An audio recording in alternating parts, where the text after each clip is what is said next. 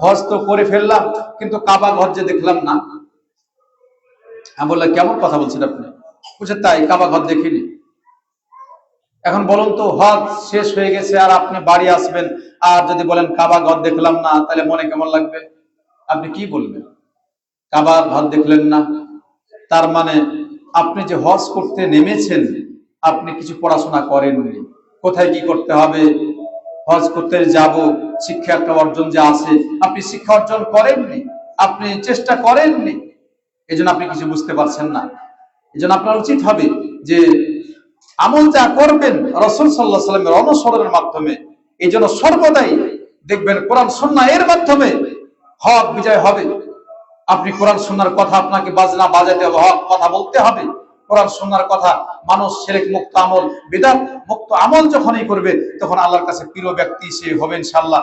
এজন্য ঈমান, আল্লাহ বলেন ইন্নাল্লাযিনা আমানু ওয়া আমিলুস সলিহাতি সায়াজআলু লাহুমুর রাহমানু উদ্দা। যারা ঈমান এনেছে এবং স্বচ্ছ ঈমান এনেছে, আমলে সলিহা করেছে, এই ব্যক্তিকে আল্লাহ তাআলা ভালোবাসবেন, তাকে স্নেহ করবেন, তাকে ভালোবাসবেন। দেখেন অন্য আয়াতে আল্লাহ তাআলা বলছেন, শুধু কি পুরুষ মানুষ না, এর সাথে সবাই আছে? আল্লাহ তাআলা অন্য আয়াতে বলছেন, মান আমিলা সালিহাম মিন যাকারিন আও উনসা ওয়া হুয়া মুমিনুন ফালানুহইয়ান্নাহু হায়াতান তাইয়্যিবা ওয়া লানাজজিয়ান্নাহুম আজরাহুম বিআহসানি মা কানু ইয়ামালুন। ছেলে হোক অথবা মেয়ে হোক, নারী পুরুষ যেই হোক না কেন, যখন স্বচ্ছ ঈমান নিয়ে আসবে, সাথে আমালে সালিহা করবে, এই ব্যক্তিকে আল্লাহ তাআলা দুনিয়ার জীবনে হায়াতে তয়্যিবা দিবেন। হায়াত তয়্যিবা মানে কি জানেন? পুরো শান্তিময় জীবন, যেখানে কোনো দাঙ্গামা হাঙ্গামা কোলাহল নেই, শান্তি আর শান্তি। এর বদলে আল্লাহ তাআলা আপনাকে জাযা দিবেন, পরকালে জান্নাত, সুখময় স্থান আপনাকে দিবেন। কে না চান না বলেন তো? জান্নাত কে চান না? জান্নাত আপনারা কেউ আছেন আমি জান্নাত চাই না? জান্নাতের জন্যই তো এত লড়াই করা। জান্নাত পাবেন এই আশায় তো আপনি অনেক আশা করেন যে আমাকে যেই করি হোক জান্নাত পেতেই হবে। আজকে বর্তমানে একটি মেয়ে মানুষের জন্য কত কি করেন যুবক ভাই। দেখা যায় যে একটা মেয়েকে ভালোবাসার কারণে তার সোসাইটি যেটা বলছে, মানে আত্মহত্যাও করছে। মেয়েকে ভালোবাসে, মেয়ের অন্য জায়গাতে বিয়ে হয়েছে, এই জন্য তার জীবন দিয়ে দিল। মেয়েও কোনো ছেলেকে ভালোবাসতো, তাই ছেলের বিয়ে হয়েছে আর বিয়ে করতে পারেনি, তার জীবন নষ্ট করে দিল। ফাঁসির কাস্টে সে নিজেই ঝুললো, নিজের আত্মহত্যা করলো। দেখেন দুনিয়াবী জীবন। কিন্তু আচ্ছা বলুন তো, পরকালে কি পাবেন জানেন? পরকালে যদি আপনি জান্নাতুল ফেরদাউস পান, হুরি যা আছে, হুরি কয়জন আমরা দেখেছি কেউ জানেন কি? হুরি কারা?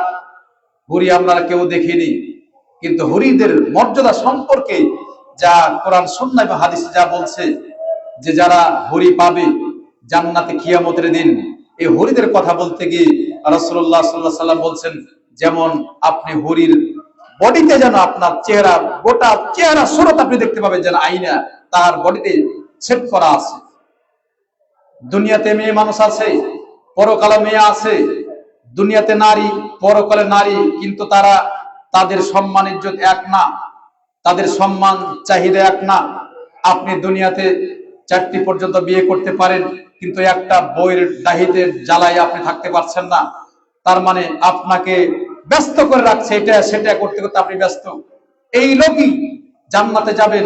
আল্লাহ তাআলা আপনাকে 72টি আরো বেশি আল্লাহর ইচ্ছায় আপনাকে এই রমণী আপনাকে দিবেন। এই রমণী কি চান না আপনারা? ক্ষণস্থায়ী আমরা তাহলে সবাই চাই। এই জন্য আল্লাহ তাআলা বলছেন যে হায়াতে তয়্যিবা দুনিয়াতে আপনার আছে, ঈমান, স্বচ্ছ ঈমান নিয়ে আছেন, পরকালে সুখময় স্থান জান্নাত লাভ করে আপনি হুরি পাবেন। এজন্য পরকালে যা আছে এটা পাওয়ার জন্য আপনার আমার উচিত যে পরকালে স্থায়ী স্থান জান্নাত পাওয়ার জন্য যে কাজগুলা করতে হয়, এই কাজগুলা করার জন্য আপনি চেষ্টা করেন, ইনশাআল্লাহ আপনার জন্য কল্যাণ হবে। তাহলে আমি বলছিলাম যে আল্লাহর ভালোবাসা পাওয়ার 1 নাম্বার কারণ মনে রাখেন যে স্বচ্ছ ঈমান আনতে হবে। স্বচ্ছ ঈমান, যে ঈমানে কোনো শেখ থাকবে না। আমাদের সমাজে কিছু ভাই আছেন আলেম, যারা বস্তার বস্তা তাবিজ বিক্রি করেন। তাবিজ বিক্রি যদি করেন, তাহলে আপনার স্বচ্ছ ঈমান হলো না। আপনি কবরে গিয়ে যদি সিজদা করেন, মাজারে গিয়ে টাকা পয়সা চান, অনেক মা বোন বাচ্চা হয় না, তারা কবরে মাজারের কাছে গিয়ে এগুলা চাই, আপনার স্বচ্ছ ঈমান হলো না। আপনার শিরক, ঈমানের শিরক আছে। আপনার শিরক হলো, তার মানে আপনার স্বচ্ছ ঈমান হয়নি। দ্বিতীয় নাম্বার, আল্লাহর ভালোবাসা পাওয়ার দ্বিতীয় নাম্বার উপায় হলো রাসূল সাল্লাল্লাহু আলাইহি সাল্লামের অনুসরণ করবেন। রাসূল সাল্লাল্লাহু আলাইহি সাল্লামের অনুসরণ করলে, আপনি সে অনুযায়ী আমল করলে দেখবেন আপনার আল্লাহর রাসূলের যে আল্লাহর ভালোবাসা আপনি পাবেন। তা আল্লাহ বলছেন, কুল ইন কুনতুম তুহিব্বুনাল্লাহ ফাত্তাবিউনি ইউহিব্বুকুমুল্লাহ ওয়া ইয়াগফির লাকুম যুনুবাকুম ওয়াল্লাহু গফুরুর রহিম। হে নবী, তুমি বলে দাও, যারা আল্লাহর ভালোবাসা পেতে চাও, ফাত্তাবিউনি, আল্লাহ রাসূল সাল্লাল্লাহু আলাইহি ওয়াসাল্লাম বলেন, আমার অনুসরণ করো, ইউহিব্বুকুমুল্লাহ, আল্লাহ তোমাদের ভালোবাসবেন, ওয়া ইয়াগফির লাকুম যুনুবাকুম, তিনি তোমাদের পাপগুলো ক্ষমা করে দিবেন, আল্লাহু গফুরুর রহিম, তিনি ক্ষমাশীল দয়ালু। তাহলে এক নাম্বার প্রিয় স্বচ্ছ ঈমান। দুই নাম্বার, রাসূল সাল্লাল্লাহু আলাইহি সাল্লামের অনুসরণ করলেই আপনি আল্লাহর ভালোবাসা পাবেন। কথা ক্লিয়ার? দেখেন, তাহলে ভালোবাসা তৃতীয় নাম্বারে আমালে সালেহা করতে হবে। আপনি বলছেন আমার খাঁটি ঈমান আছে, আমার ঈমানে কোন রাসূল সাল্লাল্লাহু আলাইহি সাল্লামের অনুসরণ আছে, কিন্তু আপনি আমল করলেন না, তাহলে কি জান্নাত পেয়ে যাবেন? এত সহজ না। জান্নাত পাওয়ার জন্য, এটাও জান্নাত যে পাবেন আপনি আমালে সালেহা করলে, আল্লাহ আপনাকে ভালোবাসবেন। আবু হুরায়রা বলছেন, রাসূলুল্লাহ সাল্লাল্লাহু আলাইহি সাল্লাম বলেন যে আল্লাহ তাআলা বলেন, মান আদালি ওয়ালিয়ান ফাকাদ আযানতু বিল হারব। আল্লাহ তাআলা বলছেন, যে ব্যক্তি আমার বন্ধুর সাথে শত্রুতা করবে, ফাকাদ আযানতু বিল হারব, আমি তার বিরুদ্ধে লড়াই করব। যারা ভালো মানুষ আছে জানেন যে লোকটি খুব ভালো মানুষ, তিনি কোনো শিরকের সাথে জড়িত না, স্বচ্ছ মানুষ, তিনি রাসূল সাল্লাল্লাহু আলাইহি সাল্লামের অনুসরণ করে ইবাদত বন্দেগী করেন, আর এই লোকটার বিরুদ্ধে যদি আপনি শত্রুতা করেন, তাহলে আল্লাহ তাআলা বলছেন, আমি তার বিরুদ্ধে লড়াই ঘোষণা করলাম। কি মনে করেন?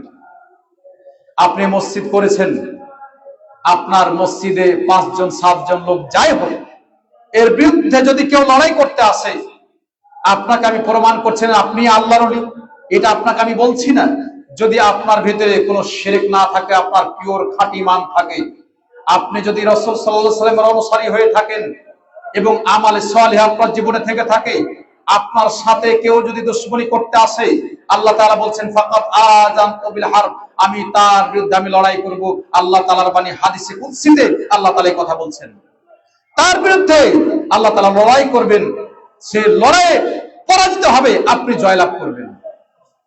এই কথাই আল্লাহ রাসূল সাল্লাল্লাহু আলাইহি ওয়াসাল্লাম বললেন, আল্লাহ তাআলা এই বাণী বললেন। তাই আপনার হক কথা আপনার বুকে লালন করুন, হক বলতে শিখুন, হক হক, বাতিল বাতিল, বাতিলকে কোনো সময় আশ্রয় দিবেন না। আপনার সাথে হক আর বাতিল কোনো সময় মিশবে না। হক নিয়ে আপনি যদি জীবন যাপন করেন, দেখবেন নিশ্চিত আপনার জয় আসছে। হক হক রয়েছে, হক সব সময় হক থাকে এবং হক সব সময় আপনার খুব জোর বেগে বের হয়, যার সাথে কোনো আপোষ নেই, বাতিলের সাথে কোনো সময় আপোষ নেই। এইজন্য আল্লাহ বলেন, আল হাক্কু মির রাব্বিকা ফালা তাকুনান্না মিনাল মুমতারিন, হক আল্লাহর পক্ষ থেকে এসেছে, তাতে কোনো সন্দেহ নেই। এজন্য আমালে সালেহা যখন আপনি করবেন, আল্লাহ রাসূল সাল্লাল্লাহু আলাইহি ওয়াসাল্লাম বলেন, আল্লাহ তাআলা তারপরে বলেন, যে ব্যক্তি ফরজ ইবাদত বন্দিগুলা করলো, ফরজ ইবাদত বন্দিকে আমরা বলি জানি, ফরজ সালাত, ফরজ হজ, ফরজ সিয়াম, ফরজ যাকাত। মা বোনদের জন্য ওলামাগণ বলছেন যে পর্দা করা ফরজ। মা, তোমাকে আমি বলছি, তোমার সম্মান ইজ্জত, অনেক সম্মান ইজ্জত, কারণ তুমি আমার মা। উম্মাহাতুল মুমিনিন, আদম আলাইহিস সালাম বাবা, হাওয়া আমাদের মা, আদি পিতা বাবা মা, সাথে সাথে এই মা থেকে আপনার আমার মর্যাদা। উম্মাহাতুল মুমিনিন এরা আমাদের মা। নবীর আল্লাহ রাসূল সাল্লাল্লাহু আলাইহি সাল্লামের যতগুলা স্ত্রী ছিলেন সবাই আমার মা। আপনার সেই মায়ের জাতি আপনারা, এই জন্য পর্দা পুশিদা আপনার সম্মান ইজ্জত বাড়ার জন্য আপনাকে মা আয়েশার মতো মা দেখতে চাই, আপনাদের মা খাদিজার মতো মা দেখতে চাই, আপনাদের এই মায়েদের মতো মা দেখতে চাই, যে মারা যাদের আদর্শবান যারা ছিল, যে মায়েদের আদর্শের মাধ্যমে তারা জীবন যাপন করেছেন, আপনাদের সে মা হতে হবে। তাহলেই আল্লাহ রাসূল সাল্লাল্লাহু আলাইহি সাল্লামের যে বাণী, যেখানে বলা হলো যে ফরজ ইবাদত বন্দি করার সাথে সাথে আপনি যখন আল্লাহর নিকটবর্তী আল্লাহর নৈকট্য অর্জন করবেন, সাথে যখন আপনি নফল ইবাদত বন্দি করবেন, তাহলে 5 ওয়াক্ত সালাত, হজ, যাকাত, সিয়াম এগুলা ফরজগুলো আদায় করলে আল্লাহর নিকটবর্তী হওয়া যায়। তারপরে যখন নফল আছে, নফল সালাত আমরা জানি সুনান আর রাওয়াতিব বলা হয়। 5 ওয়াক্ত সালাতের পরে আমরা আরো 12 রাকাত সুন্নাত পড়ি না, এটাকে বলা হয় সুনান আর রাওয়াতিব। 12 রাকাত যদি আপনি দিনে রাতে সুন্নাত পড়েন তাহলে আরো বেশি আল্লাহর নিকটবর্তী হবেন। ফরজগুলো আদায় করলে আল্লাহর নিকটবর্তী হবেন, আর নফল সহ আদায় করলে আরো বেশি নিকটবর্তী হবেন। তাই রাসূল সাল্লাল্লাহু আলাইহি ওয়াসাল্লাম বলছেন যে আল্লাহ তাআলা তারপর বলেন, সে ব্যক্তি যেন আমার শোনার উপযুক্ত হয়, সে যেন আমার কান হয়ে যায়, আমি শ্রবণ করি, এবং সে যেন আমার পা হয়ে যায়, মানে এরপরে তার পা দ্বারা সে ভালো কাজ করে, সে যেন আমার শ্রবণ শক্তি হয়ে যায়, আর সে চোখ দ্বারা দেখে। তাই এই ব্যক্তির কথা আল্লাহ রাসূল সাল্লাল্লাহু আলাইহি ওয়াসাল্লাম বলেন, আল্লাহ তাআলা বলছেন যে সে আর খারাপ কাজ কিছু শোনে না, তার পা দ্বারা ভালো কাজে খারাপ কাজের দিকে যায় না, সে খারাপ কিছু দেখে না। কিন্তু বান্দার আমি একটা কাজ অপছন্দ করি, সেটা কি, যে মৃত্যু। সেও অপছন্দ করে, আমিও পছন্দ করি, কিন্তু মৃত্যুবরণ করতে হবে, যে মৃত্যুর হাত থেকে কেউ রেহাই পাবে না।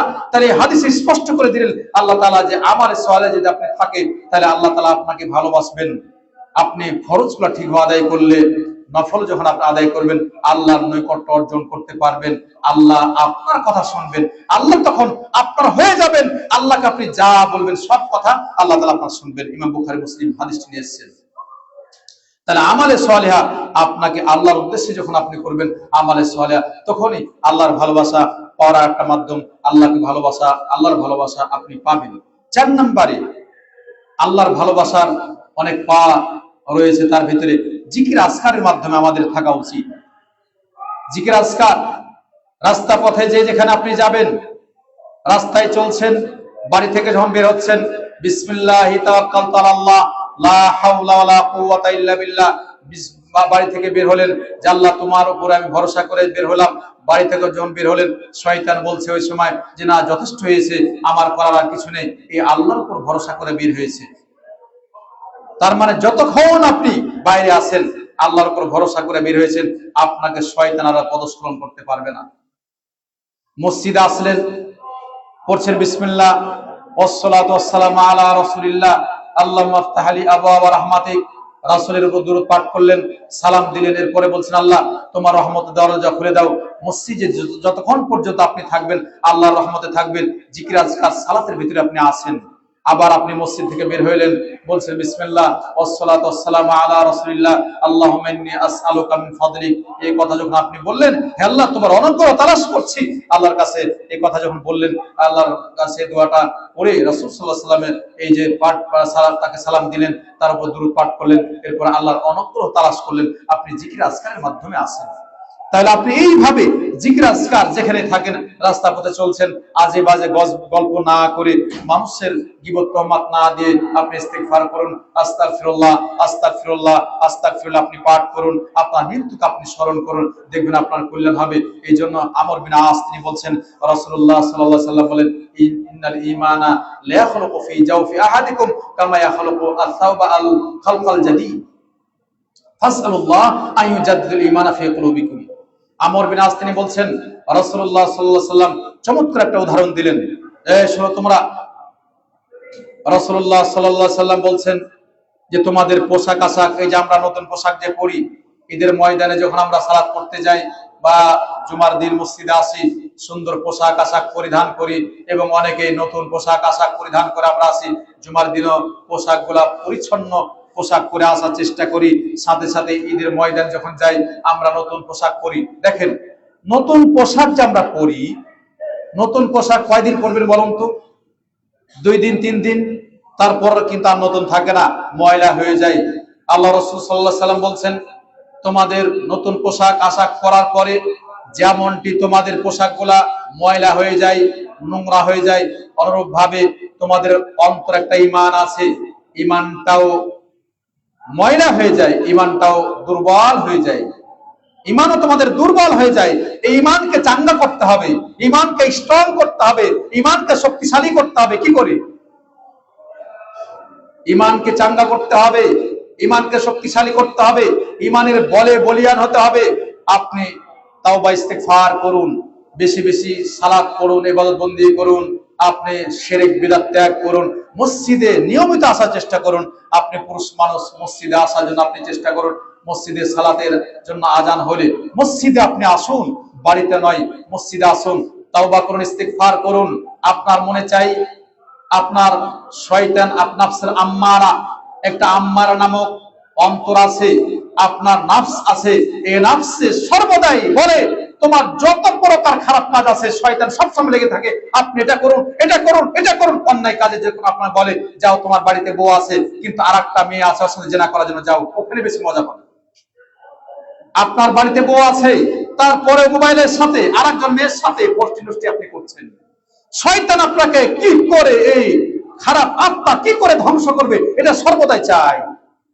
এই নাফসে আম্মারা সর্বদা চাই, এই নাফসে আম্মারা আপনার ভেতরে প্রবেশ করেছে, আপনাকে ওয়াসওয়াসা দিচ্ছে, আপনার অন্তর দিয়ে আপনাকে সর্বদা লেগে আছে যে না খারাপ কাজে যেতে হবে।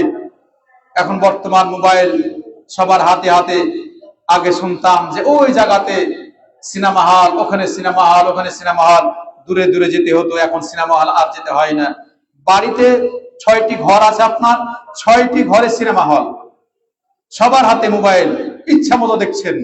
যুবক আর যুবতী এ দেখতে দেখতে রাত 3টা বাজিয়ে দিচ্ছে, তারপর ঘুম থেকে উঠছে সকাল 9টায় বা 10টায়, যখন আপনার ডাক আসছে তখন সে উঠছে, তাছাড়া উঠে না।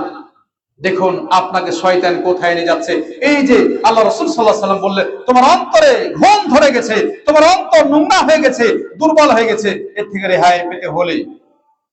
রেহাই পেতে হলে ফরজ নফল ইবাদত বন্দেগী বেশি বেশি করো, আর ইস্তিগফার বেশি বেশি করো, তাওবা করে রুজু হও আল্লাহর দিকে, তাহলে আল্লাহ তাআলা তোমাকে ক্ষমা করে দিবেন। আল্লাহ বলেন ফাকুল তুস্তাগফিরু ইন্নাহু কানা গাফফারা, তুমি ইস্তিগফার করো আল্লাহ তোমাকে ক্ষমা করবেন। ইউরসিলিস সামা আলাইকুম মিদরারা, তিনি আসমান থেকে বৃষ্টি বর্ষণ করবেন। ওয়া ইউমদিদকুম বিআমওয়ালিন ওয়া বানিন, তোমাদেরকে ধন সম্পদ দিবেন এবং সন্তান সন্ততি দিবেন। ওয়া জাআল্লাকুম জান্নাতি ওয়া জাআল্লাকুম আনহারা, জান্নাত আনহারা, এখানে জান্নাত বললে ওই জান্নাত বলতে বোঝা হয়নি। আল্লাহ তাআলা বলছেন যে তোমার বৃষ্টি বাদলের কারণে ইস্তেগফার করবে, সন্তান দিবে, রুজিক দিবেন, এই জমিনে ফসল ফলাবেন, এই রুজিক তুমি পাবে। তোমার বাগানে, তোমার খেতে খামারে অনেক ফসল উৎপাদন হবে, যার দ্বারাতে তুমি রিজিক পাবে, তুমি কল্যাণ পাবে। ইস্তিগফার করলে তোমাকে ক্ষমা করা হবে, তোমার অন্তরে ঈমানটা নবায়ন হবে। ঈমান নবায়ন করতে হয় যেমনটি কাপড় নোংরা হয়ে গেলে কাপড়টি ধুতো করার পরে, কাপড়টি ইস্ত্রি করার পরে পরিষ্কার পরিচ্ছন্ন হয়, ঈমানের অন্তরে ঈমানটা নোংরা হয়ে যায়। অনেকের উপর হজ ফরজ হয়েছে কিন্তু হজ আপনি করেন না, আপনার অন্তরে ঈমান, আপনার অন্তরের ঈমানটা এখন দুর্বল হয়েছে। আপনার উপর যাকাত ফরজ কিন্তু আপনি যাকাত দেন না, আপনার ভিতরে ঈমান দুর্বল হয়ে আছে। আপনার উপর হজ ফরজ, হজ করছেন না, সিয়াম ফরজ, আপনি সিয়াম করছেন না, অন্যায় কাজের সাথে জড়িত আপনি ত্যাগ করতে পারছেন না। এই জন্য আপনার ঈমান, অন্তরে যে ঈমান এটা দুর্বল হয়ে গেছে। এই জন্য আবু হুরায়রা বলছেন, আল্লাহ রাসূল সাল্লাল্লাহু আলাইহি ওয়াসাল্লাম বলেন আল মুমিনুল কবি খায়রুন হাব্বু ইলাল্লাহ মিনাল মুমিনিল দাঈফ, যারা শক্তিশালী ঈমানদার, এই ঈমানদার ব্যক্তিরা দুর্বল ঈমানদার ব্যক্তির থেকে উত্তম, আল্লাহর কাছে প্রিয় পাত্র। আল মুমিনুল কবি খায়রুন হাব্বু ইলাল্লাহ মিনাল মুমিনিল দাঈফ। তাহলে আপনাকে আমাকে জানতে হবে জিকির আজকারের মাধ্যমে আপনি কাটান, তাহলে আপনার জন্য কল্যাণ হবে। তাই আল্লাহ রাসূল সাল্লাল্লাহু আলাইহি ওয়াসাল্লাম বলেন আল মুমিনুল কবি খায়রুন হাব্বু ইলাল্লাহ মিনাল মুমিনিল দাঈফ, যে মুমিন শক্তিশালী ঈমানদার ব্যক্তি, ইনি দুর্বল ঈমানদার ব্যক্তি থেকে মজবুত এবং আল্লাহ তাকে ভালোবাসেন। একটা উদাহরণ দেখেন, আবু বকর সিদ্দিক রাদিয়াল্লাহু তাআলা আনহু, তাকে কে না তার নাম জানেন না? আবু বকর সিদ্দিক কেন উপাধি পেলেন? আল্লাহ রাসূল সাল্লাল্লাহু আলাইহি ওয়াসাল্লাম যখন মেরাজে গেলেন, ইসরা মিরাজ, এই মেরাজ যখন যান তখন কুফারে কুরাইশ এদের ভিতরে কেউ লোক জিজ্ঞেস করলো আবু বকরকে, হে আবু বকর, তোমার বন্ধু বলছে যে তিনি নাকি বাইতুল মাকদেসে গিয়েছিলেন, এরপরে সালাত করাইছেন, ইমামতি করেছেন, আবার 1 থেকে সপ্তাহ আকাশ পর্যন্ত তিনি দেখেছেন, এই কথা তিনি বলছেন, এটা কেমন কথা? আবু বকর সিদ্দিক রাদিয়াল্লাহু তাআলা আনহু, এইটাই তার ঈমান, ঈমানের মজবুতি। তিনি বলছেন, আচ্ছা তুমি কি মুহাম্মদ সাল্লাল্লাহু আলাইহি সাল্লামের মুখ থেকে, তার নিজ মুখ থেকে শুনেছো? ওই লোক বলছে জি, তার মুখ থেকে শুনেছি। তখন তিনি বললেন, তার মুখ থেকে যদি শুনে থাকো তাহলে তিনি সত্যই কথা বলেছেন। ওই সময় আল্লাহ রাসূল সাল্লাল্লাহু আলাইহি ওয়াসাল্লামের পক্ষ থেকে তিনি সিদ্দিক উপাধি পান, যে এই সময় আল্লাহ রাসূল সাল্লাল্লাহু আলাইহি ওয়াসাল্লামকে কে বিশ্বাস করতো না, সেই সময় প্রথম তিনি এই কথা বলেছেন, যিনি তুমি যদি তার মুখ থেকে শুনে থাকো তাহলে তুমি সত্যবাদী, সত্য হিসেবে গ্রহণ করো, তিনি সত্য কথা বলেছেন। তাহলে দেখেন, যার ঈমান যদি এক দাড়ি পাল্লায় রাখা হয়, দুনিয়ার ঈমান এক পাল্লায় রাখা হয়, তারপরেও তার ঈমান মজবুত, তার ঈমান বেশি ভারী হয়ে যাবে। এই জন্য তিনি এত দুর্বল মানুষ ছিলেন, এই দুর্বল মানুষ থাকার পরেও তার ঈমান এত ওজন যে তার ঈমান আর দুনিয়ার ঈমান যদি দুই পাল্লায় রাখায় তার ইমান ভারী হয়ে যায়, তাহলে দেখেন কি মর্যাদা ইমানের। ইমান আপনি দুর্বল হতে পারেন, কিন্তু আপনার অন্তরে যে ইমান, ইমান যেন পাহাড় ইমান আছে, যে কোনো ভালো কাজ আপনি দড়িয়ে যাবেন। এই মসজিদ যাতে আপনাদের দ্বারাই মসজিদ করতে হবে, মসজিদ করে থাকবে না। আল্লাহর ঘরে মসজিদ, আল্লাহর ভালোবাসা পেতে চাইলে, যদি আপনি কল্যাণ পেতে চান, আপনাদের বলি যে যেখানে শুনছেন পিয়ার আলী সালাফি, এই মসজিদের জন্য আপনারা আগে আসবেন। যারা যেখানে শুনছেন, আমি এই মসজিদটির জন্য দোয়া করি, খাস দোয়া আমার থাকবে, আল্লাহ এই মসজিদকে তুমি কবুল করো, কোরআন সুন্নাহর মারকাজ হিসেবে কবুল করো। তারা এখানে মাদ্রাসা করতে চাই, যারা মাদ্রাসা করতে চান, ইনাদের কথা যদি কেউ মাদ্রাসা করতে চায় নিজের থেকে, তার খরচ তারা এই করে আপনি প্রতিষ্ঠান করতে পারেন, আপনি খরচ করে আপনি প্রতিষ্ঠান করতে পারেন। এই দাবি দাওয়াও আপনাদের কাছে রেখে গেলাম। এই মসজিদকে আপনারা দেখবেন, কারণ জানেন সাদকায়ে জারিয়া যদি আপনি রেখে যান, তাহলে এর মাধ্যমে পরকালের নাজাত, আল্লাহর ভালোবাসা আপনি পাবেন। এটাও একটা জিকির আজকারের ভিতরে আমালে সালেহ জিকির। শুধু আমরা মনে করি যেমন আস্তাগফির, ইস্তিগফার, জিকির আজকার, তা না। দান সাদকা যা করছেন সবগুলাই আপনার জিকির আজকার। সালাত জিকির, হজ জিকির, যাকাত জিকির, আপনার সিয়াম জিকির, সাদকা জিকির, দোয়া জিকির, যত প্রকারের ইবাদত রয়েছে সবগুলা জিকির। তাহলে আপনি জিকির আজকারের মাধ্যমে থাকলে আপনার জন্য কল্যাণ। আপনি বলবেন, আল্লাহ রাসূল সাল্লাল্লাহু আলাইহি ওয়াসাল্লাম সম্পর্কে জিজ্ঞেস করা হলে, উম্মাহাতুল মুমিনিন মা আয়েশা রাদিয়াল্লাহু তাআলা আনহাকে জিজ্ঞেস করা হলে যে তার জিকির সম্পর্কে, তিনি বলেছিলেন যে আল্লাহ রাসূল সাল্লাল্লাহু আলাইহি ওয়াসাল্লাম সর্বদাই জিকির করতেন। আচ্ছা, এই কথাটা বুঝতে অনেক সময় একটু কঠিন মনে হয় যে সর্বদাই জিকির করতেন কিভাবে? টয়লেটে গেলে আবার জিকির করেন কিভাবে? টয়লেটে যখন যান, তখন আপনি যদি বলেন বিসমিল্লাহ আল্লাহুম্মা ইন্নী আউযু বিকা মিনাল খুবুসি ওয়াল খাবাইস, আল্লাহ তোমার নামে শুরু করছি, আর এখানে যে শয়তান, জিন আর জিন্নি আছে, এর থেকে তোমার কাছে আশ্রয় চাচ্ছি। আপনি যতক্ষণ পর্যন্ত টয়লেটে থাকবেন, আপনি জিকির আজকারের ভিতরে আছেন, জিকির আজকার করতে হবে না। বেরিয়ে গেলেন, বলেন গুফরানাকা, আল্লাহ আমাকে ক্ষমা করো। তাহলে যেখানে যাওয়ার স্থান, ওই দোয়া যদি আপনি পাঠ করেন, তাহলে কিন্তু আপনি কি পাবেন? জিকির আজকারের ভিতরে। আমরা অনেক সময় বাড়িতে যখন প্রবেশ করি, আমরা সালাম দিই না, সালাম দেওয়ার চেষ্টা করবেন। সালাম দিলে আপনার বাড়ি যেন জিকির আজকারের ভিতরে। সবার উপর রহমত চাইলেন, বরকত চাইলেন, শয়তান গেট থেকে পলায়ন করবে। সালাম দিবেন না, শয়তান প্রবেশ করবে। সালাম দিবেন না, শয়তান প্রবেশ করলে আপনার বাড়িতে বিপদ আপদ চলে আসবে। বিপদ আপদ আপনার সাথে খাওয়াতে বসে যাবে। যখন বিসমিল্লাহ খাওয়াতে বলবেন, তখন খাওয়া থেকে মারও হবে, কারণ তারপরও শয়তান আপনার ঘরে বসবাস করছে। এই জন্য যেখানে যে দোয়া কালাম জিকির আজকার আপনি করলে, এই জিকির আজকারের ভিতরে আপনি থাকলেন। 5 নাম্বার, আল্লাহর ভালোবাসা পাওয়ার উপায়। আমরা বর্তমানে আমরা যে কাজটি ভুলে গেছি, তা হলো আল্লাহর কালাম পড়তে আমরা ভুলে গেছি। ফজরের জামাতে শুয়ে সালাত আদায় করবেন, তারপরে বাড়িতে গিয়ে নিজে কোরআন তেলাওয়াত করবেন, আপনার ছেলে মেয়ে কোরআন তেলাওয়াত করাবেন, পরিবারকে কোরআন তেলাওয়াত করাবেন। দেখবেন আপনার আল্লাহর ভালোবাসা আপনি অর্জন করতে পারবেন। কোরআন তেলাওয়াতের থেকে আপনি কোশ্চিন কালেও কোরআন তেলাওয়াত আপনি ভুলে যাবেন না। আল্লাহর কালাম কোরআন তেলাওয়াত করুন, কিছু আয়াতের অর্থ করুন, আপনি চিন্তা গবেষণা করুন, দেখবেন আপনার এর মাধ্যমে কল্যাণ হবে। আল্লাহ বলছেন, আফালা ইয়াতাদাব্বারুনাল কুরআন আম আলা কুলুবিন আকফালুহা। তারা কি আল্লাহর কালাম, এই কোরআন নিয়ে গবেষণা করেন না? না তাদের অন্তরে তালাবদ্ধ করা হয়েছে? আমরা অনেকেই কোরআন তেলাওয়াত করতে জানি না।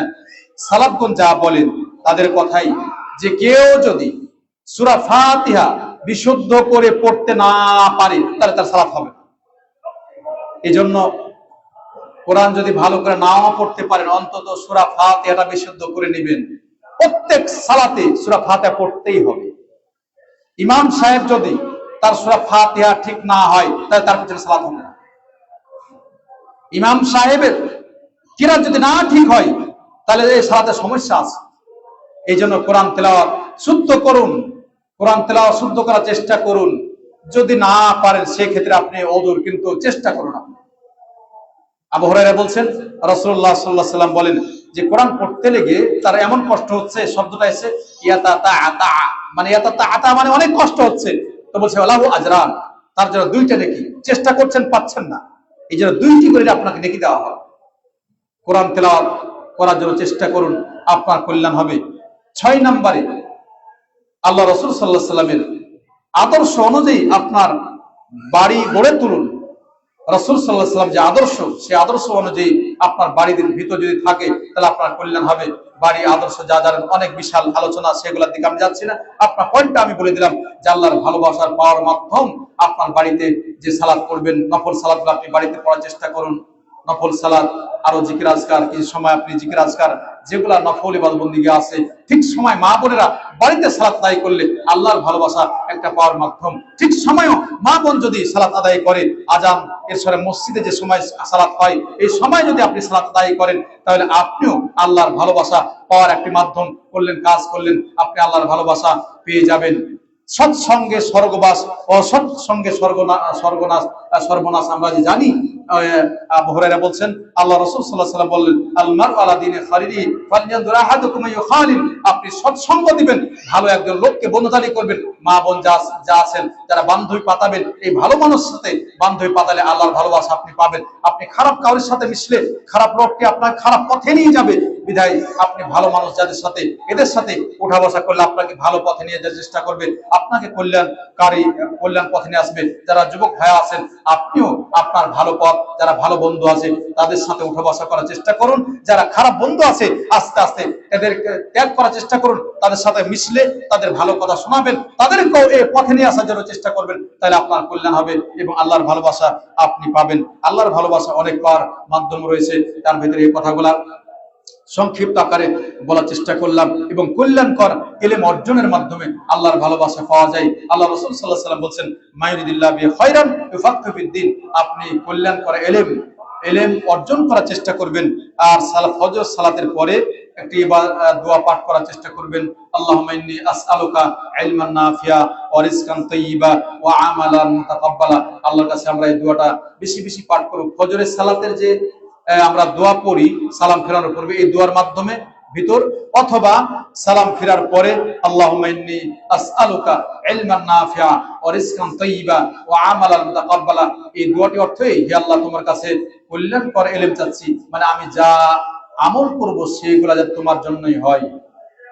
ওয়া রিজকান তাইয়্যিবা ওয়া আমালান মুতাকাব্বালা ওয়া রিজকান তাইয়্যিবা, এবং তোমার কাছে এমন আমল যেটা গ্রহণীয় হয়, আর রিজকান তাইয়্যিবা, পবিত্র রিজিক চাচ্ছি। এই তিনটা জিনিসই কিন্তু আপনাকে, কেউ ওলামাগণ বলেন যে ইবাদত কবুলের তিনটি শর্ত। এই তিনটি শর্ত: ইখলাস আল্লাহর জন্য, রাসূলের অনুসরণ, আর পবিত্র রিজিক। তো যা হোক, দুইটি ইবাদত কবুলের শর্ত, আল্লাহর জন্য আমল এবং রাসূল সাল্লাল্লাহু আলাইহি ওয়াসাল্লামের অনুসরণ, এই হাদিসে তাই আছে। আল্লাহর কাছে আমরা প্রার্থনা করি আল্লাহর ভালোবাসা অর্জন যদি আমরা করতে পারি। তাই আব্বাস বিন মুতালিব তিনি বলছেন,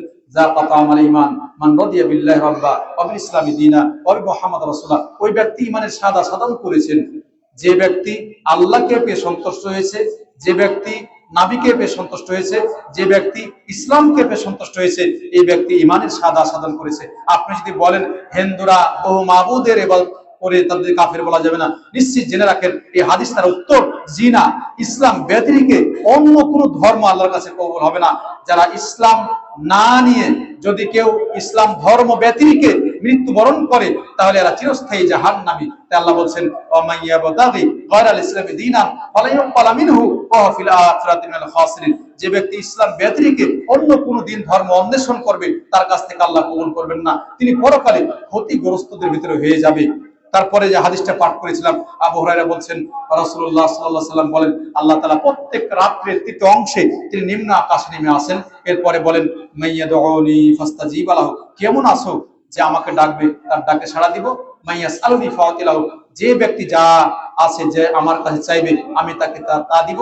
মাইয়াস্তাগফিরলি ফাগফিরলাহু। যে ব্যক্তি আমার কাছে ক্ষমা চাইবে আমি তাকে ক্ষমা করে দেব। প্রত্যেক রাত্রের তৃতীয় অংশে আল্লাহ তাআলা নেমে আসেন। আমরা শেষ রাতে কিছু সময় আল্লাহর জন্য ব্যয় করি, নিজের জন্য ব্যয়, আল্লাহর জন্য ব্যয় মানে নিজের জন্য ব্যয় করি। আপনার আমার কি চাওয়া পাওয়া আছে? মা বোন যারা আছেন, অনেকের স্বামীর দরকার, ভালো একটা স্বামী। আপনার স্বামী হয়তো খারাপ মনে করছেন, তার জন্য একটু দোয়া করুন তো দেখি। রাত্রে উঠে তার জন্য দোয়া করুন যে আল্লাহ তাকে ভালো করে দাও। দেখবেন আপনি যদি ভালো করে দোয়া করেন, হতে পারে আপনার দোয়াতে আপনার স্বামীটি ভালো হয়ে যেতে পারে। আপনি একজন স্বামী চাচ্ছেন, স্বামী সৎ ছেলের জন্য আপনি দোয়া করুন। যুবক ভাই, তুমি ভালো মেয়ে চাচ্ছ, রাত্রে, গভীর রাত্রে আল্লাহর কাছে বলো, আল্লাহকে ডাকো, ডাকার মতো আল্লাহ আপনাকে দিবেন। আপনার রিজিকের অভাব, রিজিক চান, আপনার যা চাওয়া পাওয়ার, চাকরির অভাব, চাকরি চান, আপনি আল্লাহকে বলেন, নিশ্চিত আল্লাহ তাআলা সেটা আপনাকে দিবেন। তাই কোনো কবরে না, কোনো মাজারে না, কোনো ব্যক্তির কাছে না, ডাইরেক্ট আল্লাহর কাছে আপনি চাইবেন।